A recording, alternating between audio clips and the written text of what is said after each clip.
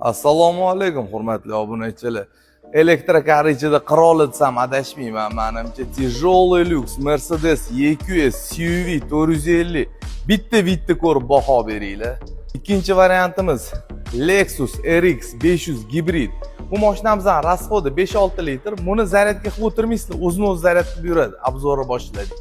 Ko'p vaqtinglarni olmaymiz-a. Bizning auditoriya seriozniy odamlar, o'shaning uchun narxiga o'tamiz. $93,000, 3000 kilometr yurgan 23. RX'imizga keladigan bo'lsak, 83,000 narxi, 31,000 kilometr yurgan, bu ham 23 va ikkala avtomobil top-toza, orqasini ham tik ko'ramiz.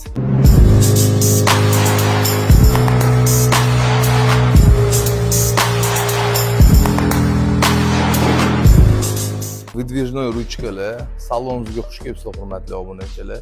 Burmeister audio sistema, pnevmopodveska, обогрев, обдув, head-up va juda kuchli va boy komplektatsiyada bu avtomobilimiz. Ruchkasi juda noyob, knopka orqali ochiladi, ruchkani o'zi qimirlamaydi.